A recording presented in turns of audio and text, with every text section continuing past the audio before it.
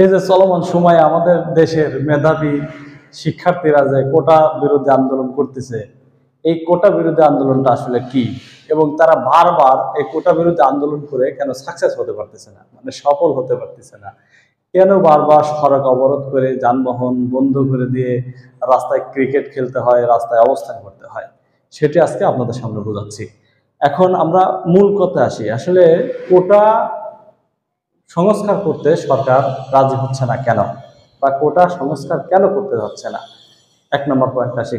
মনে করেন যে রেল বিভাগে চাকরিতে নিবে 25 জন। কয়জন? 25 জন। এইখানে আপনার কোটায় থাকে হচ্ছে 20 জন, আর 2 জন থাকে মনে করেন যে ব্যতিক্রমী সুপারিশে, 3 জন থাকে সাধারণ মেধাবী শিক্ষার্থীদের মাঝে। তাহলে এখানে এই কষ্টার্জিত অর্থ দিয়ে মেধা শ্রম বিনিয়োগ করে সুন্দর করে কোটা মানে চাকরির জন্য অ্যাপ্লাই করে মাত্র 25 জনের মধ্যে 2 জন যদি মেধাবী চান্স পায়, তাহলে এত পড়াশোনা করে কি লাভ? আমাদের দেশটা মেধাবীদের গিলে খাচ্ছে একটা মাত্র কোটার কারণেই। মূল কথায় আসি, যেটা হচ্ছে কোটা কি। কোটার এই মানে কোটাটা হচ্ছে এখন আমি মনে করবো যে কলুর বলদ। কলুর বলদ বোঝেন?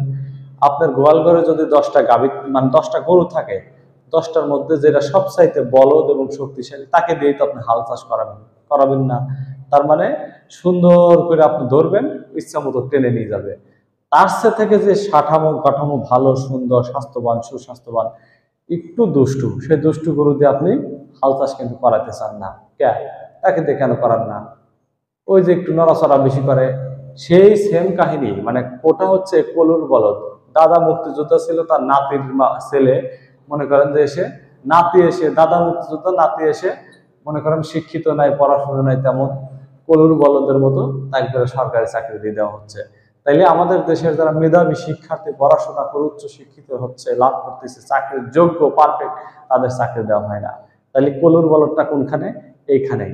মানে এই কোটার কারণে আমাদের বাংলাদেশে ভুয়াভাবে মুক্তিযোদ্ধা সনদ তৈরি করে অপদার্থ যে কর্মকর্তাগণ তারা কোটা নিয়ে এই বাংলাদেশে চাকরিজীবী হয়ে গেছে। আর যারা মেধাবী শিক্ষিত, যারা দেশের উন্নয়ন, জনগণের উন্নয়ন সবসময় মাথায় চিন্তা করবে বা ভাবতে পারবে, এমন শিক্ষার্থীদের মনে করেন চাকরি থেকে বঞ্চিত করা হয়েছে।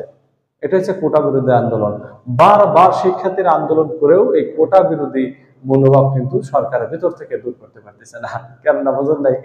মনে করেন যে এই মুক্তিযোদ্ধা কোটায় বাংলাদেশে যত চাকরি পাইছে, মুক্তিযোদ্ধার ছেলে পেলে তো দূরের কথা, ছেলে পেলে তো পড়াশোনা এরকম করে নাই, তার নাতিরা যেই হারে চাকরি পাইছে, মনে করেন যে প্রত্যেকটা পদে পদে পদে পদে এই কোটা জরাজীর্ণ হয়ে আছে।